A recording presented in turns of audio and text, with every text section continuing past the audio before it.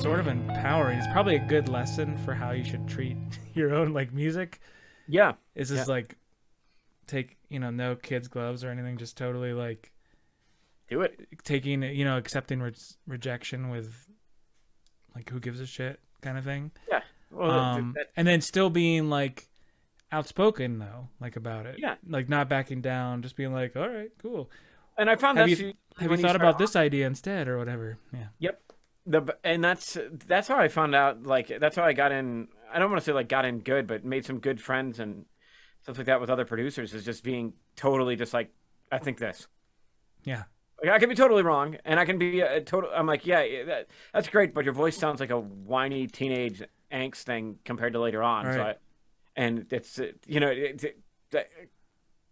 the guys that are at a professional level are like, they'll listen and they'll just, no, I agree, no, I disagree, or yeah, I agree, or no, I disagree. But the bottom line is when you're really aiming at something, you don't really care what somebody else has to say, but you don't care at the same time. Yeah. Like you need that extra set of ears. That's why, I send you music and you send me music and everything like that. It's like, I need another set of ears. I'm getting too far up my own ass. So. Yeah. And it's a really interesting sort of phenomenon. Mm-hmm. Yeah. It's like, how do you apply it to your own stuff more? That is like the most personal thing to you. It's like very hard to. I think that we do to an extent. Sure. But I don't think that I think that we're limited in that because we're too close to it. Yeah, so like with engineering, and I don't even think about it because I don't think about it. Are we recording? We should be recording this. Yeah, I am. Okay.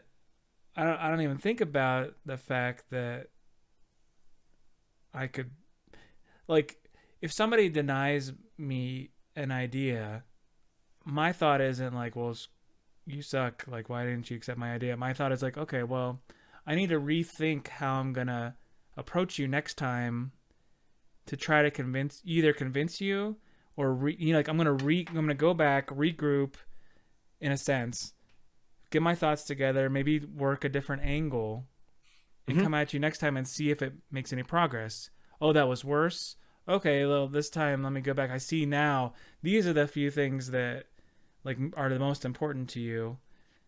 And now I know how to like come back, and the next time maybe the idea that I had originally changed a decent amount, but it's somewhere in between, like it's a compromise. But anyway, then it gets moved forward.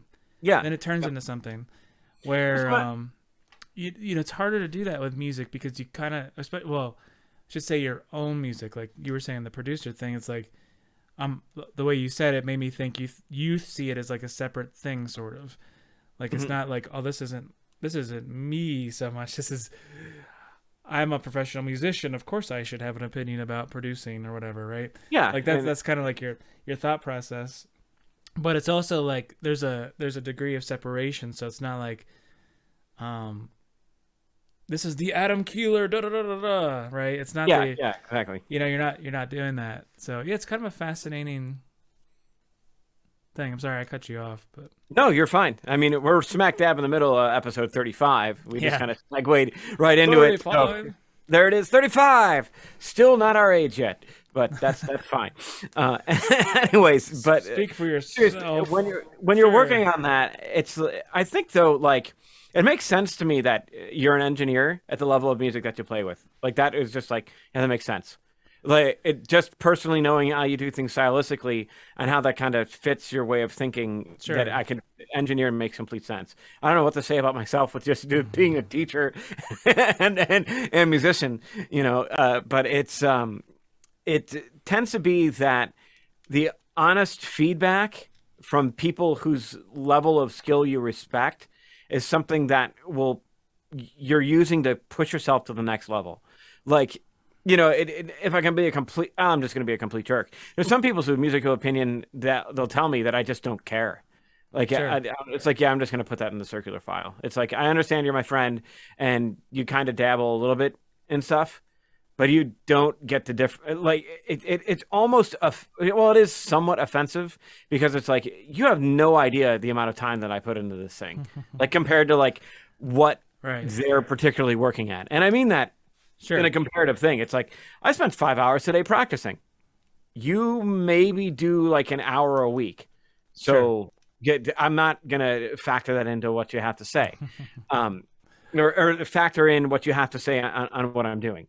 Other guys that are on it like all the time, it's like, yeah, absolutely. What do you got to say? Like you can tell me it's shit, and that's totally fine.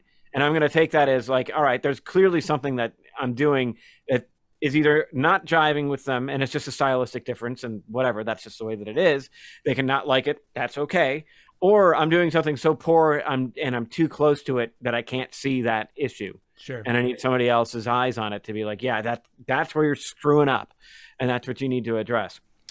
But yeah, no, I think it reminds me of this Richard Feynman thing. I think you're a Richard Feynman person. You know him? Yeah, the astrophysicist. He wasn't. He was more on the quantum mechanics side of things, but he was a physicist. And most people, well, not most people, a lot of people consider he's like one of the greatest minds ever, right? Wait, just to interject, he's the guy that like NASA wanted to work on rocket stuff, and he had no clue about rockets. And he's like sitting in and just asking questions. Yeah, so that I was going to get to that. Yeah, I think So he was part of the Challenger thing. So this was later in his career. He was already. This was after Challenger exploded, though. Not before. So Richard Feynman was a famous physicist at this point, well known, famous educator too. So he worked at UC Berkeley, I think. Mm-hmm. I'm probably wrong. Maybe it was Caltech. It's one of those. It's California. And like he was sort of like anti-government. He was also part of the Manhattan Project. And when he was but he was only like 20 or something, right? At the time. Yeah. 22 or something. And there's all kinds of great stories we could get into one day. He has a book that he wrote. It's like an autobiography. It's called Surely You're Joking, Mr. Feynman. So I mean, he's a total character. But anyway, not Surely You're Joking, Mr. Feynman. I can't remember. The Pleasure of Finding Things Out or something like that is another book that he wrote. Highly recommend getting all of his books. They're really like Surely You're Joking, Mr. Feynman. Like you're reading these things, like they're ridiculous. They're just ridiculous stories. A total caricature, and absolutely brilliant. But anyway, when he was probably like in his 60s, I guess I'd have to look at the timeline. So if he was 20s in the 40s, then he's probably 60s in the 80s. The Challenger explosion happened in, what is that, 88, something like that? 86. Probably 86. More in there.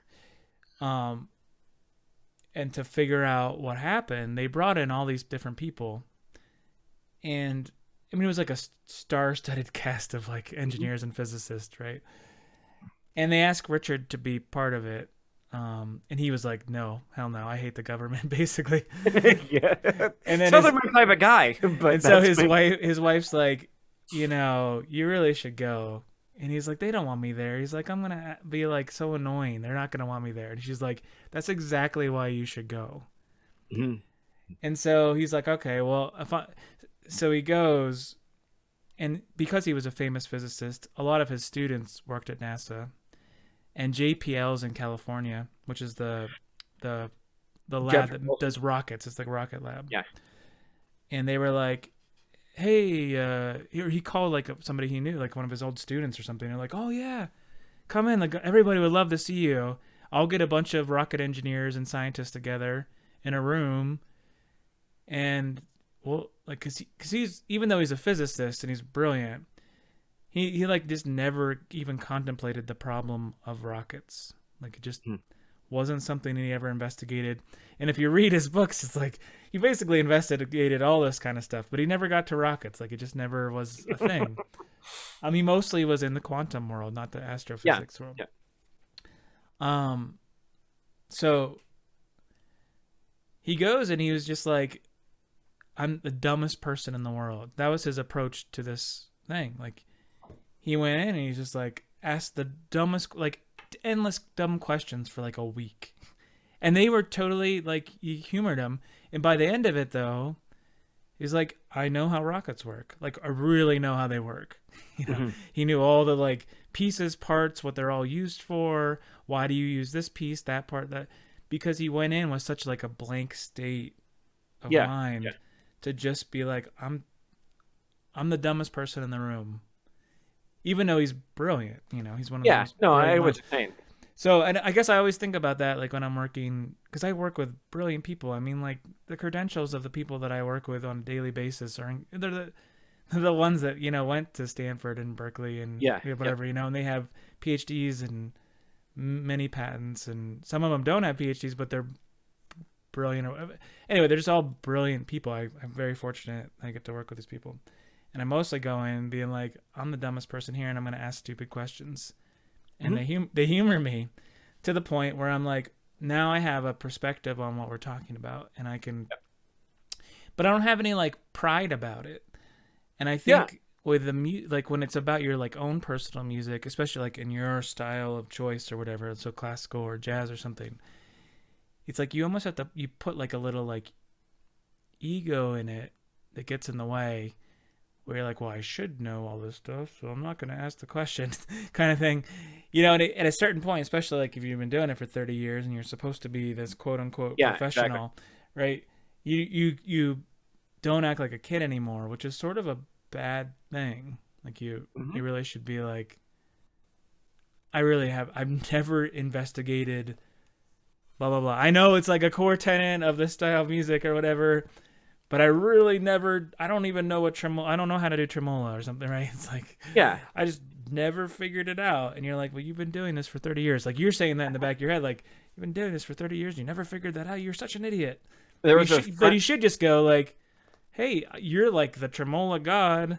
Like, how the heck does this thing work? I don't even know how it works, And like, you would want to be doing that. Like, that's how you should approach it, because you probably learned something, and then you probably be a lot better at the end of it.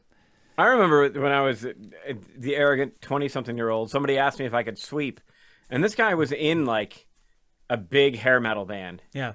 Like, and he's like, "Can you sweep?" And I'm like, "Yeah, I can play guitar. Yeah, you sweep." It's kind of funny. That's just went straight from one to the other. Yeah, you play? Do you sweep too?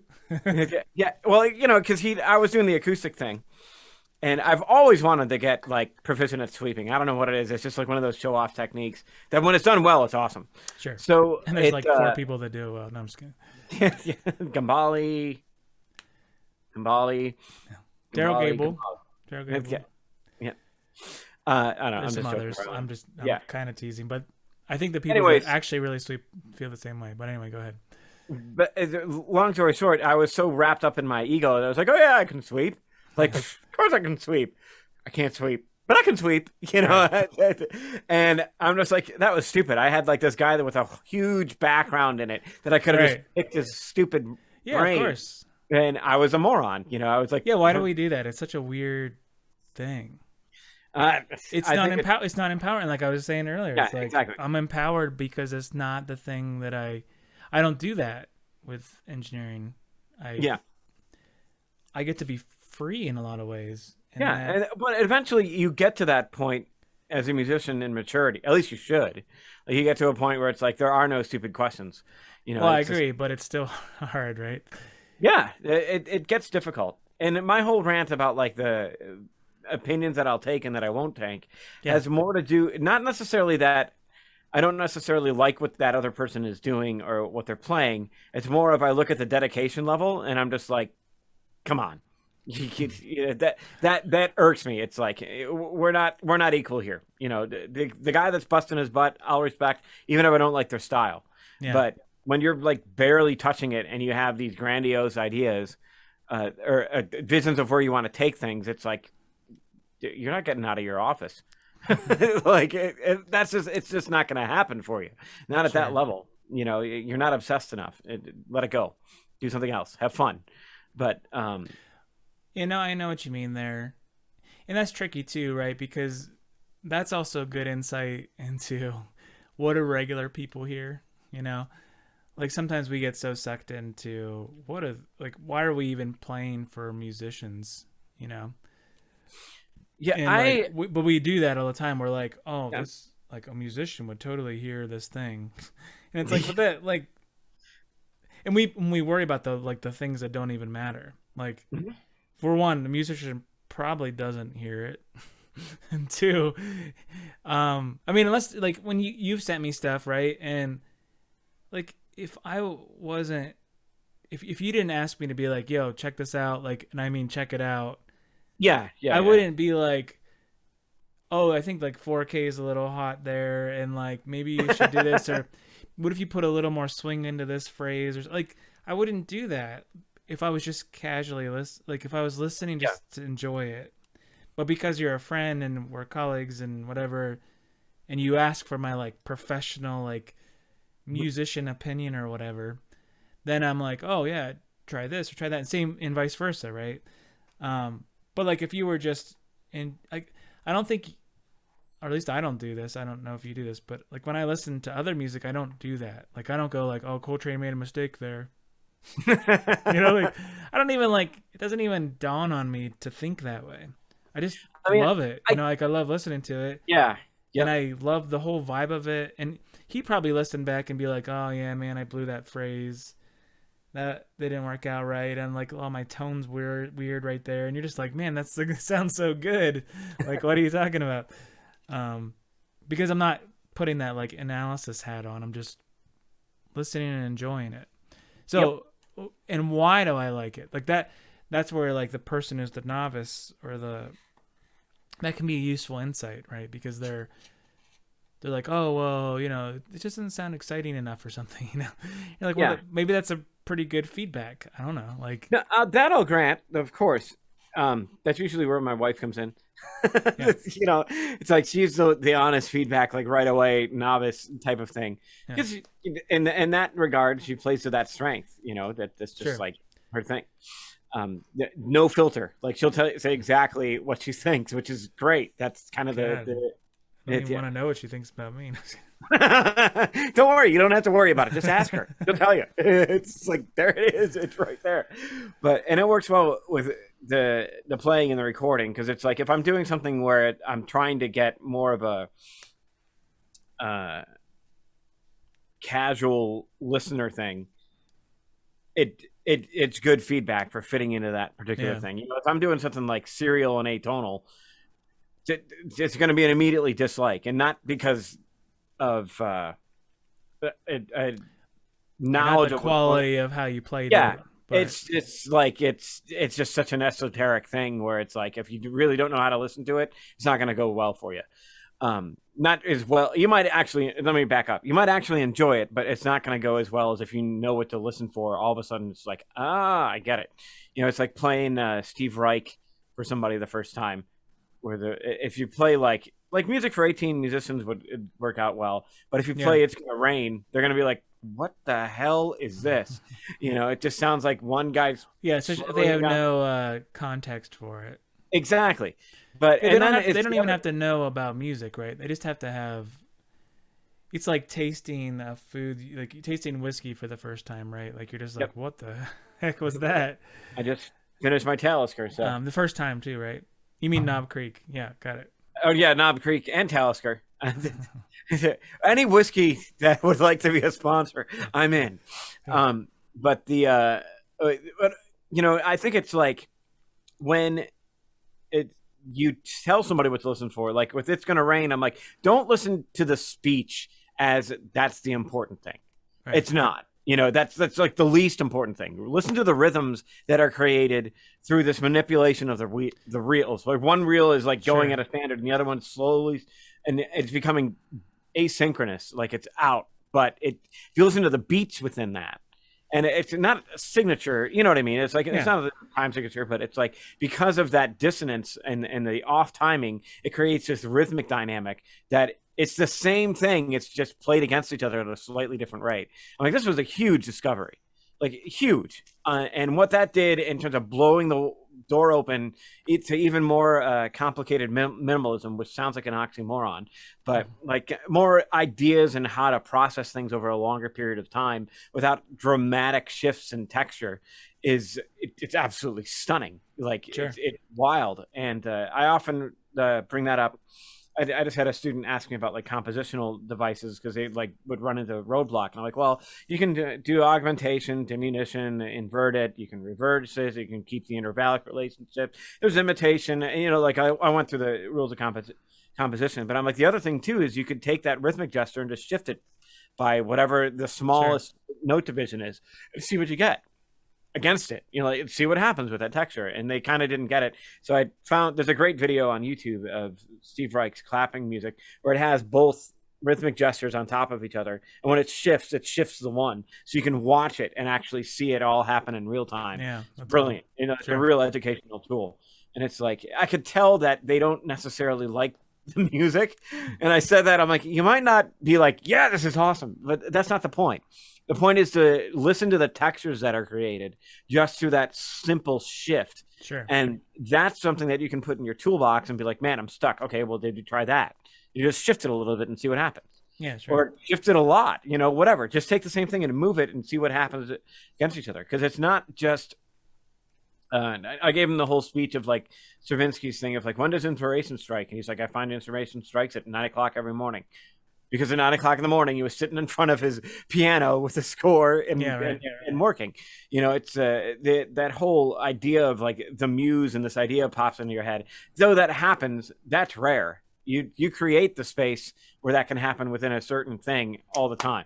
Like, it's like you're working at this time, you're working. It's like, well, especially if you open your mind to all those things you just mentioned, right? All those devices, like, because then you just say, well, let me just take 2 notes, right? Yeah. It's like, okay, da-da, okay. So now you're like, now you have something to start with. And now what if we apply all these ideas to it? I mean, it's basically endless. And then you get something out of that. Now that whatever you just got out of that, now apply those ideas again, and it transforms and turns into something, right? And that's why I like doing the compositional thing. If I'm writing on sheet music, it's always late at night without a guitar. Because then I'm thinking in that particular mode.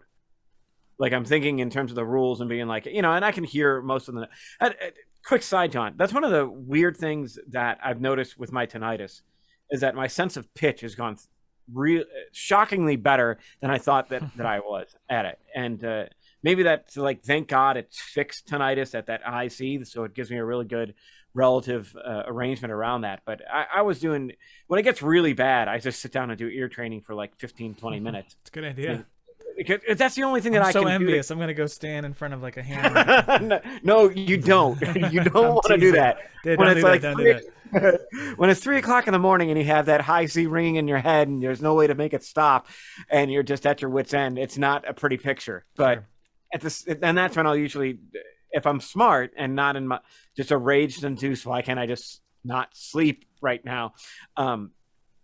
I'll open an ear training app or hop on my computer and spend 20-30 minutes just doing that. And it's like, I remember myself in my undergrad just absolutely struggling with the ear training. And now it's just like not a problem. And I'm kind of like, wow, I never knew I that much grew. Finally got it. And I finally got it. And the interesting thing too, as well, and this, it kind of applies to what Heather was saying, is like, it totally works for me in calming it down. Yeah, I can get that. Where it's not overbearing. So I use that quite more often than not. It's usually when the seasons change. It's like, how can I tell it's going to rain? My tinnitus goes crazy, or whatever. Sure. So my knee hurts. It's just like, oh, it's going to rain. My knee hurts. It's like, nope. That high C is getting pretty loud. It's going to rain. I want to go back just a little. Yeah. Because I play in Night Terrors in particular, which does it's sort of like half generally atonal-ish music that's really through composed. A lot of it's like minimalist inspired or whatever things, and then a lot of it's just like free jazz. I've had friends that are not musicians come out to see that group, and I realized early on that, like, if they're not musicians, and I work with engineers, right? So engineers they're like just kind of like, what the heck did I just listen to, right? So what I've started doing when I see that somebody like that comes to the show, or they're telling me they're gonna come, is, and this is based off my personal experience with that kind of music, because I used to really hate it. I remember when I first went to undergrad when I was 18. I hated atonal music. Like, I just despised it. I thought it was just like garbage. My ego was like, it's garbage. I didn't like any of it. And I had a lot of strong opinions, as an 18-year-old tends to do, about a lot of music, but that I was very wrong about. But anyway, what I realized, and it was probably that year, or really close to that year, was that I was listening for the wrong things. Mm-hmm. There And you what I was listening for, I was like, well, where's the melody, or where's the rhythm, or these kind of things. Um, and I realized at some point that is not what it was about at all. Um, I kind of say like, hey, if you ever gone to like a museum or whatever, and you see that painting on the wall, and especially like the more abstract ones, and you're like, go. that is crap. Like, what the Yeah. heck is that?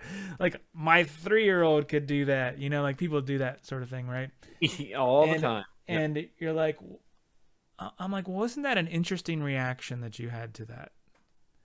Like, why of all these? There's thousands of paintings in this museum, and you walked by that one and you went, what the hell? Like, that's bull crap.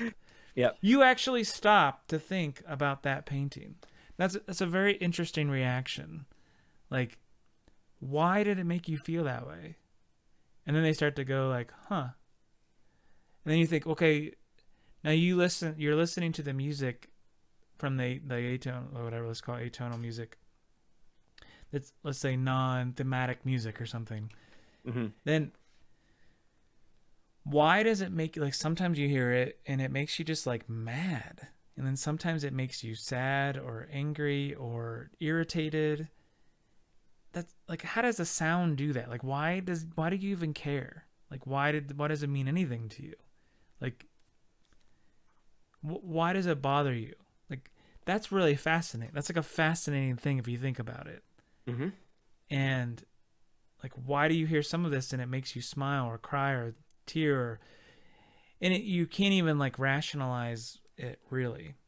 And I think that's what it's about. It's really about like emotions, like the non-thematic. I'm not gonna say atonal because it doesn't have to be atonal.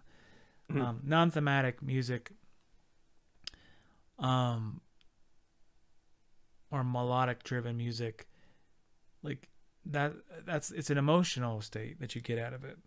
So anyway, I feel like that was just my side jaunt. That like, if you're somebody who's listening to this and you struggle with that kind of music and you just like don't get it at all, stop trying to like say, well, where's the verse and the chorus and the Yeah. thematic development and all these kind of things. Like, one, just let it be, and then check yourself. Like, check your emotions while you're listening to it.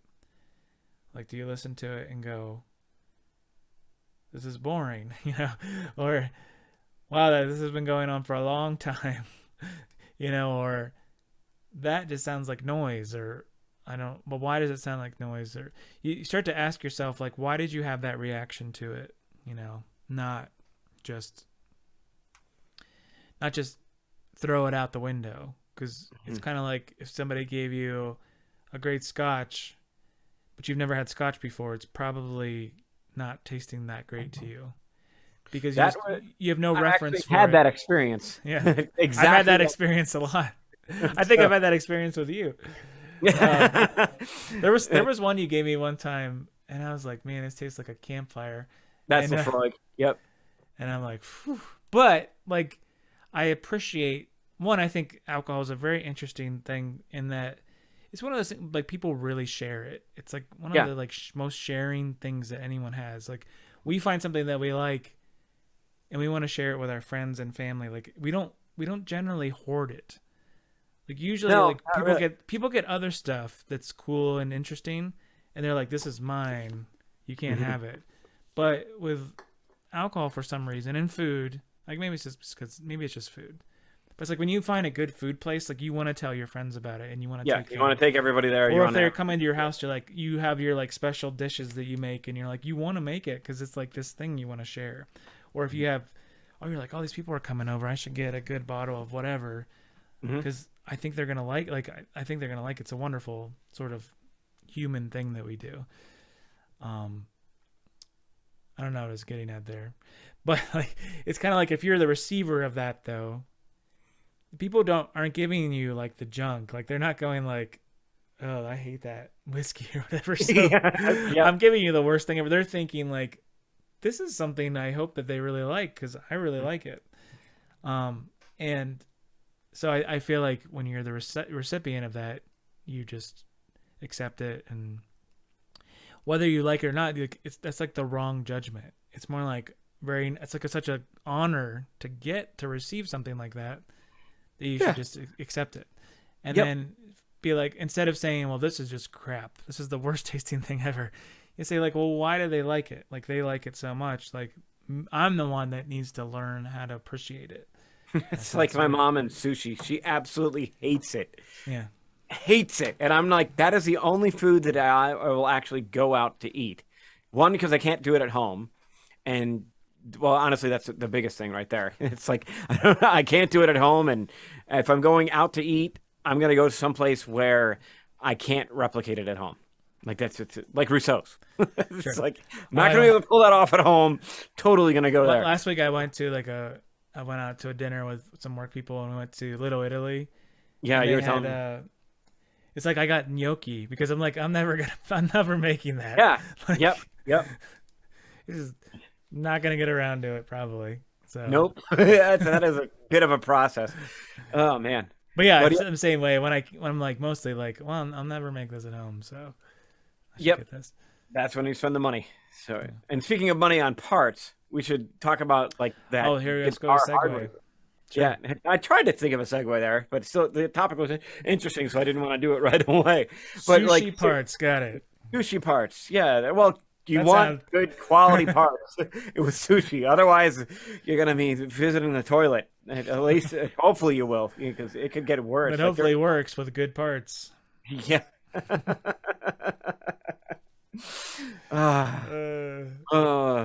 But anyway, maybe we should quit. Yeah, maybe let's go ahead and dive into this for a little bit. I still got some. Well, that's the weird thing about whiskeys. It's like I can drink a lot of whiskey and not feel a thing, but a beer would go right to my head. So, anyways, so Paul Reed Smith gave an interview. What was it, Guitar World, talking about like the figuring out the parts that goes onto the guitar that gets the most resonance back out of it. And I thought that was probably the most brilliant description he could have done, because everybody thinks that like if you're playing a guitar, if you strum X, you're gonna get that louder than the actual instrument. Yeah, right. Pop. And that's like, it's like, oh yeah, that makes sense, because everything that you're playing on a guitar is dying, first of all. Secondly, it's just basic physics. You're not, if you put in 10, you're not going to get 11 out of the thing. It's not going to happen. So yeah, it was cool because you mentioned that he had done. So I sent you that article, and it was about how hardware makes a big thing. And then you were like, I watched his TED Talk, and so I watched his TED Talk. Yep. Yeah, and it was cool because he was like I'm grabbing two pics. Like he was like, these sound, like they sound different or whatever. With the graphite nut and the tusk nut. Yeah, like he's like you can tell what the resonance is. Yeah, he was like, do you think that these sound different on the guitar? Like, here's a bone nut, here's a plastic nut, here's what we use. Mm-hmm. He's like, which one resonates more or whatever. Yeah, and it's a completely very fascinating point. Yeah, very fascinating kind of thing. And I wonder, like, not I wonder, but I think that's like, that was totally eye-opening to be like, when he was like, you want to be able, if your guitar is a 5, like in terms of like, that's where you're going to get volume wise, you want it to be able to replicate a 4.9 when you do something. Oh, you mean, yeah, no, he was saying, I think just slightly misworded, which was, you're putting in a 5. Yeah. You as a person. Yeah, right. The best you can do with a guitar, it's always subtractive. Mm-hmm. Right? It's never going to be, you put in 6. Hey, he was using 6 now I think about it. You put in 6, you don't get 7 out. Like, you never get 7 out. You hope you can get 5.9. Like, 5.9 is the goal. You'll never get 6. Yeah. You never. Yep. It's not possible. Maybe you can get 5.9. Hopefully, you're not getting like 2. Yeah, exactly. And it was really sort of a fascinating thing. And I think if you've been playing guitar for a while, and especially if you tried a bunch of guitars, there are certain guitars you pick up, and they're just like alive in your hands. They feel different. They resonate different. I don't know how much of it translates to what people hear in the end. I think it does. But no, I think it totally does. Totally. But at the same time, it's like, well, if I picked up my best guitar that resonates, and I picked up the worst guitar that really doesn't, and I played it back and you listen to it on your phone or whatever, like you might not know the difference. You'd be like, oh, okay, Tim's just playing his stuff, like it wouldn't necessarily be like, wow, that other one sounds so much better. Like I don't know that you would get that. But anyway, no, that's also like, though, that's the medium of playing it. Yeah, if you're sitting in there, person, maybe you would get it more. Yeah, well, in person and through better gear, absolutely. Like you throw on good headphones, you're gonna hear the difference. And that's one of the things like that I thought was fascinating was like on my Thames, which is like my concert guitar. I use that for everything. This is a custom made and it's like high end classical guitar that it's the kind of thing you buy and use it for your career kind of thing. Yeah. Yes, exactly. So like when I first got it, it was because I went from a Yamaha to a Thames. That's right. Like going, from like a Ford Fiesta to a Lambo. Right. It's just like a huge, huge jump. So it took me and you have to drive 35 at first, right? Yeah, to an extent, that's exactly what it was. Because like Steve was saying, like, take your time getting used to the guitar. Like, figure out, buy a bunch of different strings and put them on and see what's gonna really make the thing sing. And so I did. I spent like $250 on strings, like when I first got that, and just sat. We figure that's cheaper than doing it over years in a lot of ways. Yeah. No, it totally is. It's like, let's just get it done and do that. And that's where I discovered it stinks changing classical strings, but oh god, yeah, because you can't even really tell if they're gonna make it sing till they stretch out. You're not gonna like throw them on and be like immediately telling. It's like, no, give it a day at least, until they settle, and then you'll really be able to. So I was recording stuff on my phone. Or actually, no, I had my M box, so I was recording stuff digitally and just playing it back. Anyways, long story short, I discovered the Hensei strings for the carbon tops, which are stunning, and then for the basses, it was just kind of like, well, I went through the standard Diodario, which worked, but they died after like 3 days. Like consistently, it was like, okay, these are dead. So then I just started. Now I'm on Augustine Regal basses, and those tend to last a really good amount of time and still be punchy in full. So anyway, so with that guitar, it's like it's one of those things where it's like if I play it in a room with a student, they're like, it's loud, but they don't get how loud it really is. And I'm like, you got to hear it in a concert hall. That makes all the difference. And my one buddy was like, yeah, bull, that's not going to make, if it's, what difference could a room make? And I'm like, you're going to find out. And so he showed up at a competition that I was in, and, because a mutual friend of ours was in it as well. And so he came to see us both play. And he's like, yeah, your guitar kind of blew the rest of those ones out of the water. I'm like, yep. I'm like, you can tell the difference in a concert hall. When you're sitting 3 feet away, it doesn't really. It's a sound. It's like it didn't get enough time to bloom or whatever. Exactly, and not even just bloom. It's like if you're used to, it's almost like going 0 to 60. If you're trying to get the car, but you're trying to do 0 to 60 in 10 feet, there's not a huge amount of difference there. Sure. But if you're trying to do 0 to 60 in half a mile, you're going to tell the difference between the cars really, really quick because of that. So, and that's like was one of the things that. In terms of the materials, hearing with Paul Reed Smith, that had me really curious is like what Thames was using. Because, I mean, he uses specific, like old traditional hide glues because of the way that they dry, and it allows more resonance. I don't want to blow all the stuff that, because we are trying to get him on the podcast. So if you're listening, Michael, I'm not going to blow everything. We have a lot of questions for you. Yeah, tons of questions, because now he's doing stuff. And I found this really interesting is like he's doing stuff with like CNC and double tops. Like he bought a whole CNC rig and stuff like that he's doing. And he's like, I get emails from people asking if my guitars are going to be cheaper now that they're CNC. He's like, no, like not at all. A CNC cost too. Outside of the other fact of the experience behind that and being able to know how to use it. Like that's like the big thing right there. It's like, you're not paying me to just go and hit a button. You're paying me for the 40 years that I've been building these and knowing how it works. Certainly. And that programming into it. That's what you're getting that in, and that's like because his guitars are just like they're really, really good. You're making me want one of those. Yeah, he does build steel strings. He built one for Michael Chapdelaine, a steel string. Before I forget, Yeah. because it's totally in line with what you were just saying. I just watched an interview, or I listened to an interview with Robin Ford, and he just Okay. recorded a new album, and he plays a Dumble 100-watt head normally, right? Mhm. But he went to record the new album, and they're like, "Oh, so you use the Dumble?" He's like, "Well, actually, in the space that we were in Nashville, the studio they were in, it was kind of a smaller space." And he's like, it it couldn't get it, like you couldn't put the Dumble in the spot that it needed to be. Like Okay. it needs a Yeah. big room to like to get the magic out of it.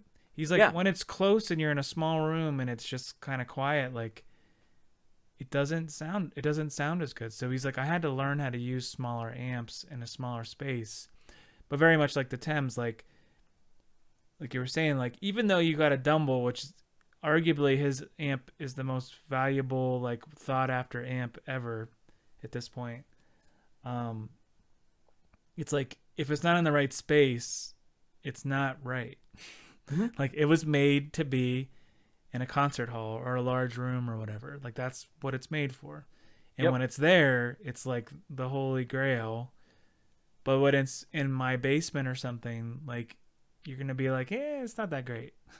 Yeah. No, it makes sense. It completely makes sense. Yeah. Things need when things are designed for a specific task, it may work in another environment, but it's Yeah. not going to be the right tool. That reminds me of those like concert violins, like the real Yeah. ones, and Hmm. especially there's so I play some violin, and I'm totally blanking on the strings now. Why am I blanking? So there's sort of you buy different strings for depending on whether you're playing a concert or you're practicing or you're playing in the ensemble. But there's certain strings. There's like in this room, they're really loud and they sound horrible in this Hmm. room. Hmm. But like if you're on stage, they just like the heavens open up, right? Yeah. Because they need the space because of how loud they are to like bloom, and it's like it takes some time and effort. The way the sound waves bounce off the walls and all these kind of things is what makes it sound glorious. And it's a big difference from the ones that do sound really good in this room. So you have to think about all these little things, you know. And even the violin itself, you might not use certain violins in a small space because they're just too loud for the space. Hmm. That makes It's sense. really interesting when you think about it. And the specialization is one of those things that happens over time. The more Yeah, you get trained to it, the more you knowing what to listen for. Where the quote unquote lay person doesn't have that ear for it, so sure. it was just they just don't really hear it that much of a difference. And then so like with PRS talking about all those different things that go into the hardware, and I think about the same thing with the Thames Yeah. and all that construction. I'm curious about tuners and how much those could potentially. Uh, What? So did you see? So in that, because I just watched it, he yeah, you mentioned probably the 21 rules of tone that no, PRS wrote. no, no, So it's in a safe. He won't share it with anyone. But they jerk. actually had to go. This happened over the last like 10 years, 15 years at PRS. They changed like everything. They Hmm. almost everything. They changed the tuners. They changed the nuts. They changed the frets, I think, to different. They tried all kinds of different frets. So basically, like every thing that's on the guitar got tested. And it's funny. So he made a little video where he doesn't tell you what the 21 things are, but his like art director or whatever, like he's sort of interviewing him, but it's sort of a little bit awkward because Paul's like just takes over, even though he's sort of being interviewed by the guy, but he's his boss too, so like he Yeah, just yeah. talks over him kind of. But anyway, if you're listening to this, Paul, please come on our podcast. That would be awesome. But except you hate left-handers, so you probably wouldn't come. Who knows? Yeah, maybe that'll get you on here. But anyway, so he says 21 rules of tone, and he kind of like hints at the different things. But the art director, he's like, so how many times? He's like, over the last couple of years or whatever, last 10 years.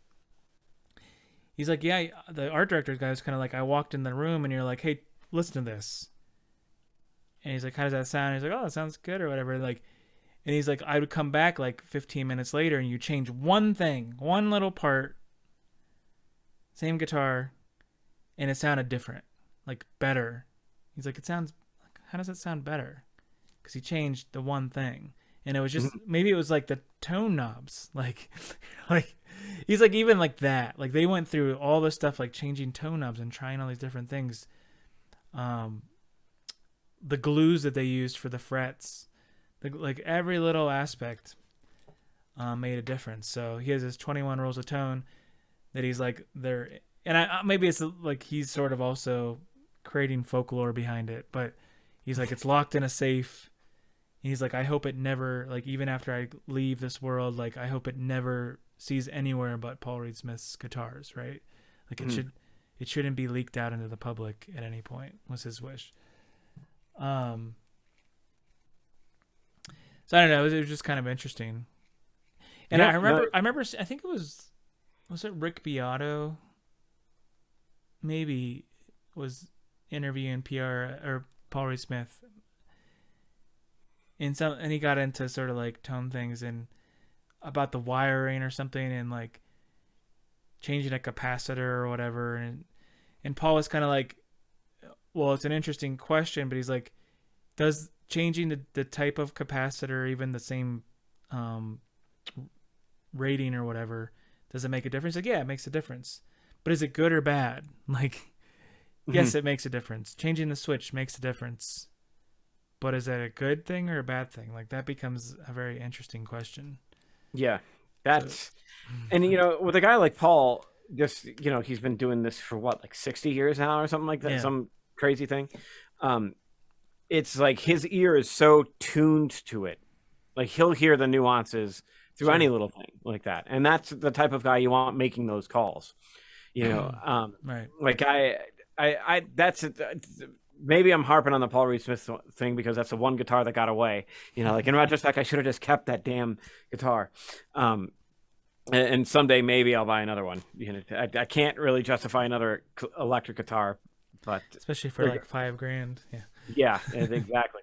That's a big thing. But it's like I still look at them. You know, I'm like constantly like, oh God, that would be a cool guitar to own again.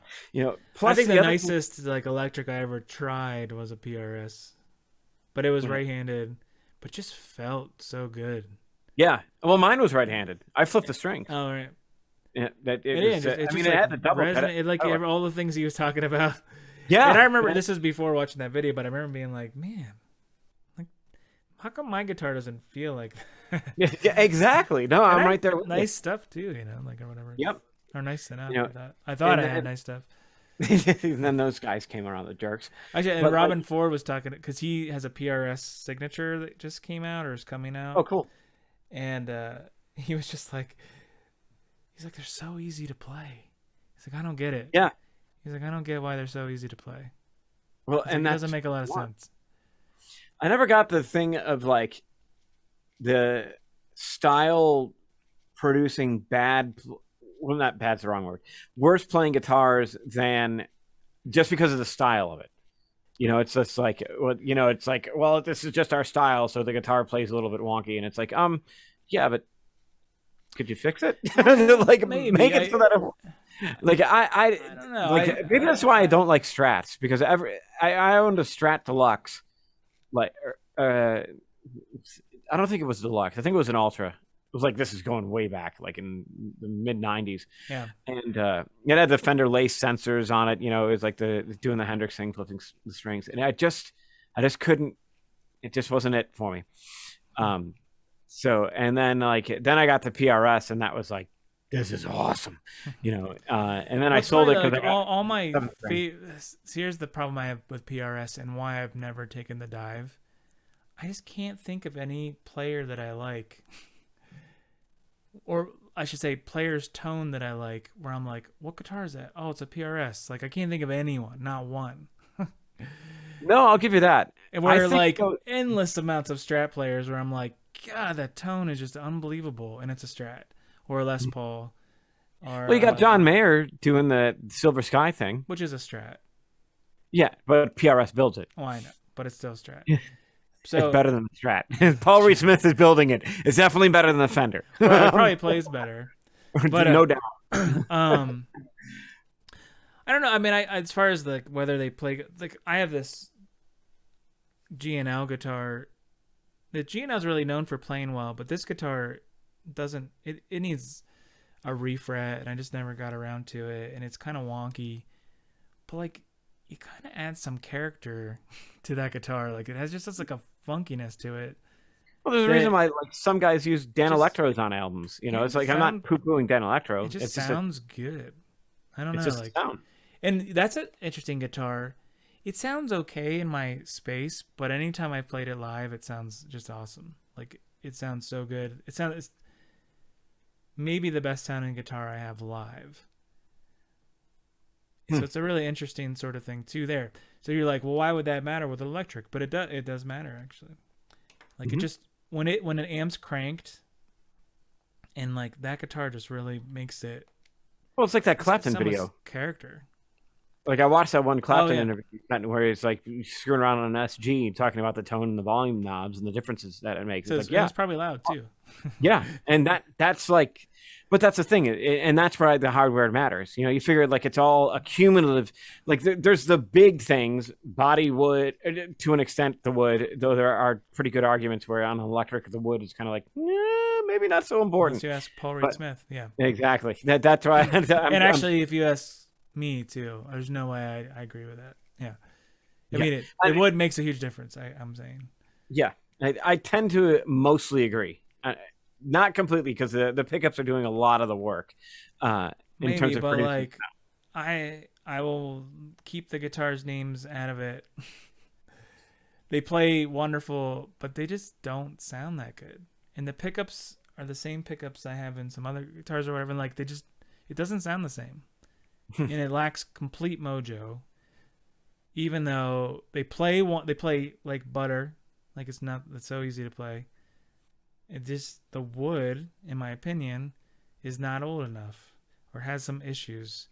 Well, see, the age thing is a different thing than the tonal characteristics of the wood, period. Well, but these are like known tone woods or whatever. I mean, so it's not like it's old enough, you know. Well, and they're both 30-year-old guitars at this point. And the wood just isn't. It makes a difference. It could be the glue. I mean, I'm playing a little bit of devil's advocate with that, but it's like, you know, that whole idea of like set neck versus bolt on, where I'm kind of I like the bolt on for two reasons. One, it sounds different. It does. It does sound different, but and this goes into the first reason is one is the neck can be replaced with a couple of screws. Sure. You break the neck, problem solved. You don't have to go. Great. Now I have to literally like steam out the neck to take it off of an electric guitar. Good luck, or whatever. Right, yeah, and good luck having it pieced together and sound good, because again, glue with that. And two, I think the argument that the metal vibrates more makes sense versus something that's glued in to the pocket where the glue can kind of deaden that. So I think aren't set necks though? I mean, set necks resonate longer. There's neck through. Neck through is a whole. There's set necks resonate longer. Like, because Les Pauls are known for having ridiculously long sustain, way more than a Strat. Yeah. So they're obviously. Well, but I'm talking like today's guitars, not necessarily like back when Gibson and Fender were like the big guys duking it out. Well, I'm just picking this because they're like known ones. Yeah. But, yeah, I mean, neck through. I just don't think they can sound good, probably. No, I don't. That's where I'm kind of like driving with that point. It's like I don't really get that. And most of the ones that are higher end now, I'm seeing a lot of bolt-ons, a whole lot. Like all the Ernie Ball, all bolt-ons. The Abasi, all bolt-ons. I think that's partly because it's cheaper for them to manufacture it. Well, then they're ripping us off when they're selling them. Oh, no doubt. But I honestly think that it's also like it's a tone thing with it as well, to an extent. But well, they do again, sound that's different. the hardware. Sure. Yeah, but it's a hardware I thing think with they're that. doing That it kind of because like it's proves the easier to point. manufacture. There's not a lot of people that do set necks very well, but I And that's mean, your other aspect of it, that a bolt-on is like very CNC specific, and it's like, okay, there's your yeah, treads, there's your bolts, and you're done. A set neck is like you there's got a to little make bit of sure that like artistry to it. Yeah, yes, and that makes sense for the sense of like driving up costs, because it's not just like, oh, yeah, here it is, put the bolts in. It's like, nope, make sure that it's snug. There should be just enough play for the glue to expand and hold it, but at the same time not deform and push it out, type of thing. sure. All those factors are just like, good So, God, the man, I things you worked have. at this music store once where I taught lessons. I didn't work there. I just taught lessons. The guy was like an old school jazz guy, guitar player. He hated bolt-ons. He thought they were just like the junkiest, cheapest, like crappy thing ever. Um, he's just like it's garbage. Like it's such. He's like even like the strip on the back of the Yeah, bolt-on necks. He's like it's like because he was kind of going back to like the days when those guitars were made. He was an older guy, yeah, and it's like Fender did that because it was cheap and easy to do. Like it was like the yeah, mass manufacturing sort of like, let's drill this out. We'll just drill this out and put the truss rod in this way. There's no real craftsmanship to it. It's just like this is yeah, like the getting it done. cheapest, fastest way we can do it. And it was just sort of like, in his opinion, like just crappy like artistry to make those. Mhm. And he's like, there's no comparison in his mind between a Gibson and a Fender. Like there's one's like a toy and one's like a real instrument. Yeah, Like he wouldn't even consider like a Fender an instrument. Like it wasn't an instrument. It was you it know, was like a toy. And I totally disagree with him, but I thought it was an yeah. interesting perspective. Well, it's like, did you see that thing about with John Bonamassa? Yeah. Did I say that right? Yeah, that's his name. Okay. Or Joe Bonamassa. Joe, yeah. Obviously, I listen to him a lot, right? But anyways, the one of the things that he was saying is like, I can pick up any guitar and it's going to sound like me. Sure. Like, and it was a video, and then like he did that, Strat, Gibson, whatever, just was like picking it up, and it was his sound, which I thought was really fascinating, because it's like how much. But everybody's like that. Yeah, but that's where I'm heading with that. It's like Even on acoustic and electric, and doesn't matter, right? Like yes, if you took you took the Yamaha again, it would still sound like you. yes, exactly, and that's what I'm curious about. Like, how much of that is in the artist getting that same response from the and a variety of instruments versus the actual instrument itself. That made me think of like, so say you had the Yamaha, that's all you ever knew. You didn't know any other difference, right? But once you got the Thames, you started to recognize certain like ways that it does things and blossoms, and because it's a better instrument. So then when you go back to the Yamaha, it's like you still know what that sounds like. You have now you have this whole like other frame of reference to what sounds good.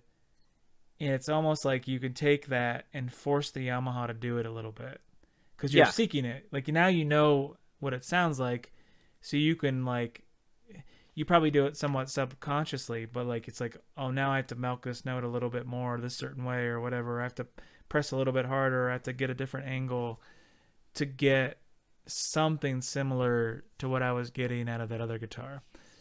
It's like it opened like it broke the glass ceiling or whatever that you were having. Yeah, yeah. That makes. I think it's more of the sense of like I could see more, if that makes sense. Sure. Like I could see more in terms of what's coming out of the instrument, and then with that, I could go back and be like, okay, these are the things that this thing may not have been able to do originally, but now that I have experienced what I can do with it, let's see if these things can come out of it.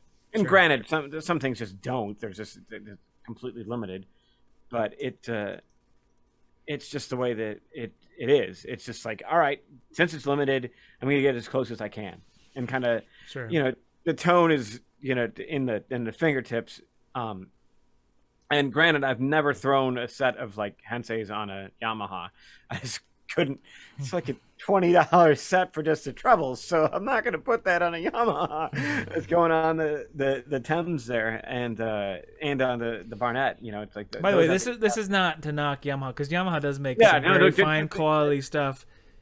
But the Yamaha that Adam is talking about is one of the more entry level Yeah. guitars. Right? And I'm not poo-pooing that. It's like I put all of my students, if they want to pick up a first classical, Yeah. like get a Yamaha.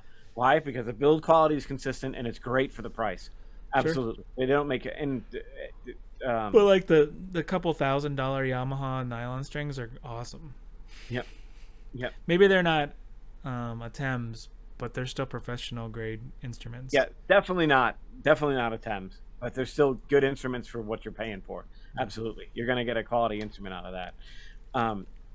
So, like, the You thing can that sponsor I'm us too if you want Yamaha. Yeah, we'll be much more friendly. Not really. We'll just be honest. But the thing that's interesting about the hardware thing is, like, Paul Reed Smith, in one sense, the electric guitar has a lot more hardware variability to it than just a classical. Though I'm going to put an asterisk on that and say that, like, with a classical, it might not be hardware things, but it's definitely design, the bracing, and so on. So I think that in one sense, if we change the word to construction, there's going to be a lot of intricacies in the construction of both of them that are going to make one better than the other. Sure. You know, like that's just the nature of the beast. So the things that are in common, though, are like bridge and saddle materials, nut material, and tuners. Like, those are the three things that both guitars will have, no matter what. Like, an electric will have a saddle, and with that in mind, I'm curious to see, like, if there's particular materials that will work better. I'm saying the question wrong. I'm curious just to see. I'm saying the same thing. Let's see if I'm just going to shout it out, and hopefully it'll make sense. That Talisker is doing his job. I'm curious to see, like, if the same materials get the exact same results, or if, because it's an electric guitar, you want this type of material, because that's going to make that particular instrument sound a particular way. Because, you know, Tusk nuts, TUSQ, like the synthetic on both electrics and nylon strings. Bone ones obviously are. Graphite, I haven't seen any graphite ones on a classical ever. So I don't know if that's going to make a difference or not, but I think those are typically used, though, right, because of the whammy bar stuff, right? Yeah, the floating trem with that. But they're still really, really resonant.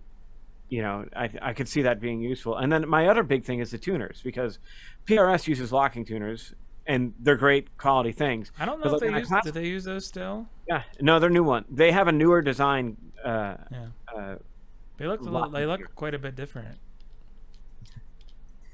So they're probably still locking, but yeah, they're still locking, but locking tuners rule. If you don't have a guitar with locking tuners, that's the one thing I'm jealous of with so nylon. Nice. That would be awesome. But anyway, nylon. Yeah, I don't know why they don't. That'd be a good question for Thames. Like, why not? Stretching. What's that? I would say the stretching, the string.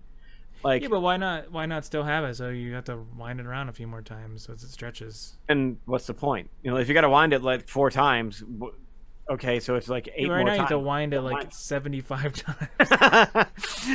Not really. I've gotten to a point where I'm on the bridge part, I tie them off like relatively easy. And on the headstock, it's basically I need like 3 loops and I'm done. You know, it's not gonna stretch that much though. Dude, they're like multiple steps flat. If I tune it up, just tune it up the pitch and don't touch it. Within 5 minutes, the thing is like, you know, gets down to a C for the low E. It's just like it stretches out and then you bring it back up.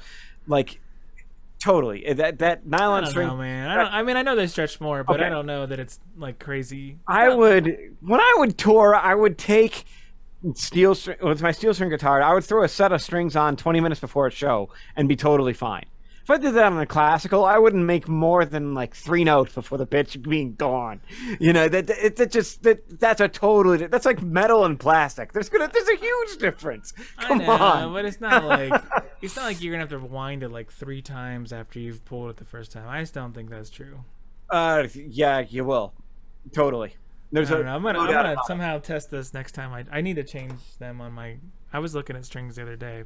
on the Ramirez one, but Like the only message I've had the Henseis on there for like a year now.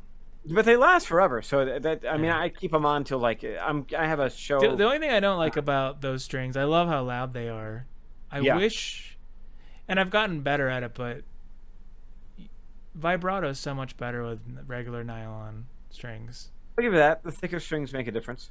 Like, and they are thicker. Like the regular Yeah, D'Addario, but like it's like they slightly thicker than even the if carbon. they're the same thickness, I think the nylon like you can really like get like almost like a wide vibrato, comparatively speaking, which I like to be able to do, but they're not as loud, so it's sort of a unfortunate side effect. Mhm. But that's the trade-off, you know. It's like I mean I was shocked when I put the Henseis on. Once they stretched out, I was like, whoa, like Yeah, dang. really cool. Wow. Yeah, I'm kind of wondering because I'm thinking I'm probably gonna get. I've always liked the Salvarez's, and I'm trying to remember which ones. Corums are the carbon. Yeah. Oh, I was gonna try to get non-carbon because it's like, well, even if I hate them, it's not that big of a deal. But The deer, I will say this much. I hate D'Addario. No. The D'Addario nylons are great for the money, but they They're came not. out. Don't listen to Adam. He's wrong. What Let does me he know finish. about any of this? Let me finish, damn it. Spend the extra like $2 and get anything else. No, their bases are fantastic Bull. for a couple of days, Right. and the trebles work. Like I did a whole They semester. sound like plastic. They really do. They do sound like plastic. And not the good kind. Finishing my thought now. I'm not gonna let you. I signed up to do a beta tester for some D'Addario strings. Like they're like, you know, they were looking for beta testers for classical, so I was like, sure. I mean, what the, and I absolutely loved them. Like they were like this carbon thing that they did with. I was just like, God, you got to release these. These are great, at least on my guitar. And I never found out if they actually did or not. You know, I think it might be like the carbon Nile XL coated ones for classical, but I'm not sure. And actually, I'm pretty sure they're not because they didn't sound the same when I purchased that. I'm like, maybe these are the same ones because those were some type of carbon-based string. But God, that whatever that beta thing Free was. taste or sounds pretty good though. Yeah, no. Well, I mean, I was listening critically I'm when I just did it. teasing, You know, I get it. I get what you're. Haha, you're funny. No, I just don't. I don't think like the Pro Arte strings. I struggle with those strings for because that was like the recommendation from a lot of people, and I use them. And I never liked them. And every time I put anything else on, like every other classical string I've ever tried, like they're all 100 times better than my experience with those strings. See, mine is Maybe it would change now, but I don't think so. If you have a better instrument, I think D'Addario are great for like the standard. Now, I tried when I was doing all those strings. I like, you know, I went on Strings by Mail, and I'm like, I'm going into that. Click, click, click, click, and just ordered them all. And like D'Addario sounded exactly like D'Addario, no change there. And then I got these Plastic. Galley Genius, Like Galley. what do they call it? What does my daughter have? Like a princess guitar, like those little plastic. Yeah, That's what it sounds like. So, anyway, so I got these Galley Genius strings, and I loved the way that they sounded, but the build quality was garbage. Like the high E would start to shred within a week, which is ridiculous for a classical. It's like, why is this coming apart? Like literally. Right. And I went through like tons of sets with them because I really liked the sound, but I'm like, I'm constantly replacing the high E string. This is stupid. And then that's when I ended up snagging. Like I went to the super expensive strings and grabbed the Hensei and the Hanabach Golds and all the specialty sets. And that's when I discovered the Hensei, and I was like, okay. And these things last forever. Like I've had this set on for 6 months. And I'm going to change them when I have a performance coming up. And I'll change it like 3 days ahead of time just to make sure that it's nice and stretched out. So, and now granted, I could do it overnight without too much of a You'll need problem. to wind them like 4 or 5 times after you put them on. So. Yeah, well, I put them on, I tune it a whole step, or at least a half step to a whole step high, and then I let it sit overnight. And then the next day I can bring it up to pitch, and it'll generally sit so that I can practice on them. So it's actually a really good idea. And then I would feel confident by the end of the doing practice. It's like Iron Man. that. That's after I string it up the first time. As I'm tuning it, you can hear it go out of tune. I know. Fighting the I've definitely stretch. been there. Yeah, there's a lot of moving parts going on. Yeah. Yep. But yeah, that makes a big difference. But I'm curious about tuners themselves, because on the classical ones, you know, you have your like entry level ones that are like 20 or 30 bucks for a set that goes on the Yamahas. Then you can get into like the Shaler ones that are like around 80. And then you can go up to like Waverly's, which are like around 250 bucks ish. Sloan, they're owned by Waverly, but same thing. And then you can go crazy. You could spend $1,000 on a set of tuners with Rogers or Alessis or Elise's, and there's other ones too, where it's like, that's just insane, you know, that just for freaking tuners. You know, Rogers has a huge reputation behind them in a good way. I've never heard anybody be like, oh, I made a mistake putting these on my guitar. Sure. It's definitely, in one sense, they find that investment worth it. For myself, I had 2 sets of Sloan tuners, and both of them started shaking. Like the tuning not the pegs, but the winder thing. Yeah, it was a real pain in the ass, you know. And it would literally be that little piece of wood that I would use to tune it, because if I held it, the shaking stopped. You know, I tried super gluing it, taping it, you know, whatever. And the Thames at the time, and he is a very gracious person, but at the time he was like, "Oh yeah, send me the old set. I'll send you a new one." You know, and so because this was in like a year of having the guitar. And the new set lasted longer, but within 3 years, they started doing the same thing. And so I ended up taking this to a colleague of mine, Dad, who builds guitars and does guitar work now. And he was like, I just use the Shaler ones. He's like, they're cheaper, but they last and they don't do any of the buzzing. And I'm like, all right. I mean, cheaper.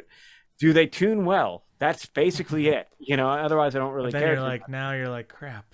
Yeah. Now after listening to the hardware thing, I'm like, am I killing my sound? It's like, I doubt it, because my guitar still sounds super loud.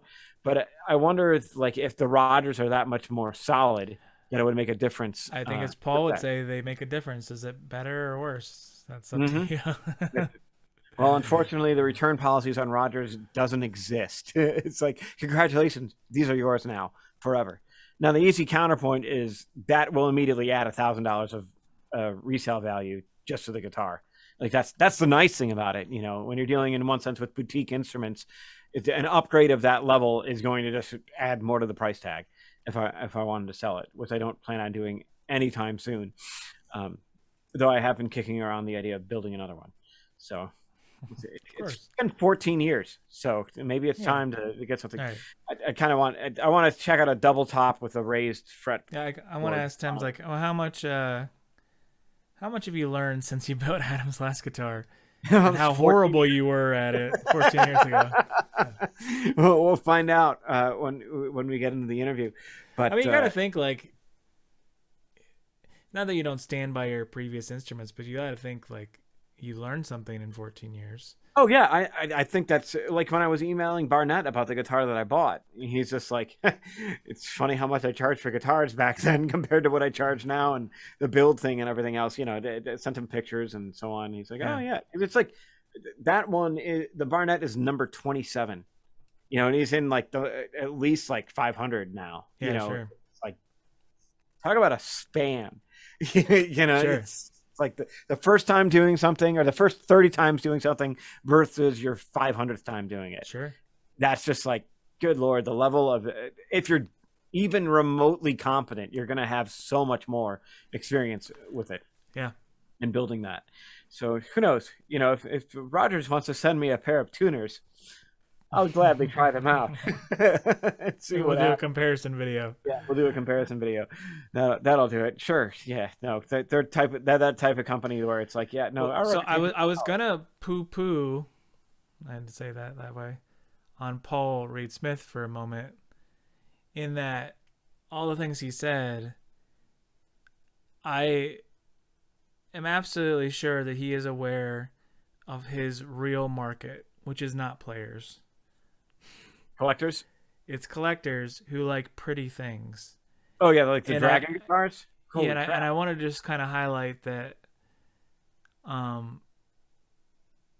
and I bet if you ask Paul too, like the prettier the wood doesn't mean it sounds better, Yeah. but it does mean you can charge more. Mm-hmm. So a lot of these things, like you were saying, it goes up to $200 for that one tuners or whatever compared to 100, and then all of a sudden it's like 1,000. It's like, well, is the 1,000 actually better tonally, or is it just like a thing that looks better or whatever, you know? And I'm not picking on those ones in particular, but it's kind of, Yeah, no, I get what you're saying. it's like with PRS, does the Dragon guitar with all the crazy like inlays and like different colors and all that whatever, like does that actually sound better than your standard like custom 24 that costs $5,000 or what, $4 or $5,000 compared to the $25,000? Like you're not, like that $25,000 is not because it sounds better, it's because of all the other stuff. It's the looks and the prestige of it or whatever that you're buying. It's like the Collins guitars versus like the high-end Martin that has tons of appointments on it versus a Collins guitar that looks like a low-end Martin, but it'll blow the thing out of the water without even a quick thing. I mean, that was the thing that when I tried a Collins guitar, I was stunned. Like stunned, because it just looked like a plain Jane acoustic guitar. And I'm like, all right, why is this plain Jane looking guitar $4,000? And then I strummed like an E, you know, an upside down E because it was a right-handed guitar. And I was like, or that's why.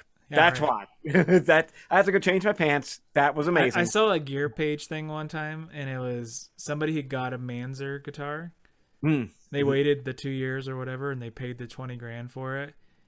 And they must have not known. Like, again, Manzer must know that the people buying her guitars are not players, right? But anyway, she makes them. There's the one that's the one that Pat Metheny got famous for, not the harp one, but just the regular. I think she calls it the Manzer, maybe even. I can't remember. And it just looks like your everyday, like, steel string guitar, whatever. It's totally plain looking. And this person was just complaining, like, didn't have any figured woods. Like, I paid $20,000 for it. Didn't have the, like, you know, there's no gold appointments. There's no this or that. And it's like, that seems crazy. Like, why would I spend $20,000 on something like this and it doesn't even have blah, blah, blah, blah, blah. And it's like, well, one, like, that's just what Manzers cost. Like, and that's an entry level Manzer price. So $20,000 for like a plain Jane looking Manzer sounds about right. But like, that wasn't the point of that guitar. Like, she made, like, that's supposed to be one of the greatest instruments anyone makes, right? Like, you're buying like an expert craftsman or whatever. Now, is that better than the Thames or what? I mean, that's all up to other people to decide. I've never played either, really. I guess I've probably strummed yours a few times, but I think so. But I've never played a Manzer. I'm assuming it sounds wonderful. Yeah. Does it sound better than a Collins? I don't know. Does it sound better than Santa Cruz or whatever? I don't Rocky know. Bottom, all those guys. Is it worth 3-4 times as much? I don't know. But I'm sure that it sounds amazing. Like, that's the fun thing. I mean, that's my big thing. It's like when you're buying an instrument, looks are like way second. Yeah. To me, way second. It's got to be. You got a dog coming downstairs. Yeah. I heard that. What's up, Holly? But the looks are so secondary, depending on how it sounds. Like, and I noticed that like some of the cheaper guitars that look great, it's like you're compensating. Yeah. You're clearly compensating for something on that one. You know, the hardware is not helping you because it's like all this cheap stuff, and you know I think I told you, like, I don't really like quilt tops because I remember I worked at this music store in Brooklyn, and there was these Washburn guitars, and they were like $200. And they had faux quilt tops on them. And they were just horrible. They were these horrible, crappy guitars. And I just, like, I can't get it out of my head that quilt top just means junky guitar. Like they're synonymous. I mean, I've been programmed. So every time I see a quilt, I'm always like, And I have a few that have it. That like, Buckeye Burl that's on my GOC, I absolutely love. This guitar is amazing, and it has quilt, right? Yeah. But I still wish it didn't have a quilt. I feel like I look at that guitar and it doesn't look that nice. Like, I like quilt tops. I love the Buckeye Burl.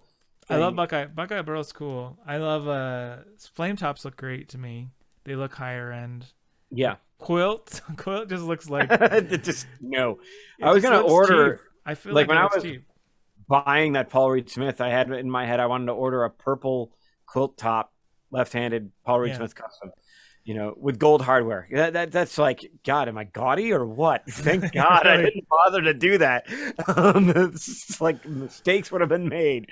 Never would I have. have gold hardware on my Carbon, which is it Koa, and it's got gold hardware. All the Yeah, gold's like rubbed off at this point. yeah, Like I yeah. would never get gold. There's no way I would get gold hardware again. Yep, same. Never gonna happen. But what's the way to put it? The aesthetics are always second in terms of the sound. Like, Sure. always. And it's great when you can have both, but I'd rather, like, if it's like if you're having heart surgery, you want a heart surgeon, not a plastic surgeon. Yeah. It's like, just make it so I live. Thank you. I don't really care if it's sewed correctly. I want my heart to be doing its thing. Right. Yeah. And that's so in terms of guitar manufacturing, it's like, make sure that this thing just booms, and then, the artistic freedom of doing some things with it to make it look pretty aren't going to add a huge amount to the cost and not too detrimental. Sure. Right. Whatever. And Yeah. Go ahead. Yeah. no, I get the collector market thing as well. It's like, that's in If one you're a sense, builder, you need to do Yeah. that, right? That's how you make your Well, money. not just You're not need- making money off of musicians. you are to an extent, but Well, I mean, it's yeah, I get it. I get what you're saying. Like, the real money is in the collectible thing, in terms of just sheer markup. sure. That being said, though, it's almost like sculpture with the high end luthiers, like that level of artistic endeavor when they're putting things together. So Sure. the collector thing is kind of like validating the artistic aspect outside of the simple's the wrong, but outside of like the music aspect. It's like there's like the woodworking craft becomes the big thing. It's like, ooh, Yeah, and, sure. and it also sounds great. So either way, but yeah, that's a hell of a rant on many different things. Yeah, we went around the bend. We went around. We eventually, I pulled that segue was decent, going into the Sushi to hardware. Sushi to Hardware. It works. That's a great album name. Sushi to Oh Hardware. man, I heard a great band name the other day. Crap, I wish I could remember. I can never remember. It was so good. I was just like laughing. I'm like, that's an amazing band name. Crap. I don't know. I don't remember what it was. I've been just That was useless. Kate always gets mad at me about that. She's like, because I always say, "Oh man, that's a good album title." she's like, "You won't remember it anyway." I'm like, "Yeah, it's true." Yeah, I said I should make notes, but I never do. I know. I'm like, I could have like thousands of. I should like sell band name titles. To start like reserving domains for the next Right. big band. It's like, if you want, Sanctity of My Love Embrace, sorry, that's I own that. It's gonna cost you $1 million. Right. If you're that big pop band, you have to pay it. So Subscription model though, right? $100,000 a year. yeah, exactly. Subscription models. We should save that rant for another time. But either way, this has been interesting. Like, the hardware aspect of the guitar is always one of those things that I think is underappreciated outside of the overall assembly. It's like, no, all the little things add up. It's Sure. Yeah, I mean, just not to keep us going too much longer, but No, like I'm looking to get a guitar built soon, and there's a couple builders I'm talking to, and I think I've honed in. But that was my spiel to these guys, which was like, here's the things I want out of it. I don't really care what it looks like. And I kind of want to lean on them a little bit to just be like, okay, I could say what I think maybe is the right kind of wood or whatever. Like, but what do I don't know anything. Like, yeah, I know very little. So I want to lean on these guys, or the person I'm going to use, just basically say, these are the attributes of the guitar that I want. What would you suggest, for the wood, and the hardware and the da-da-da-da-da. Because, like, and it all comes from the sound perspective. Like, I don't need the fancy quilt tops. I mean, junky, and gold hardware or like crazy inlays or anything. Like, I'm not going for that. I'm trying to get a the best sounding guitar I can get, right? Mm-hmm. Best sounding and playing guitar, I should say. Yeah, that's pretty much it. Sound and playability. So Yeah, man. So another album name, Sound and Playability. Not really. It could kind of work.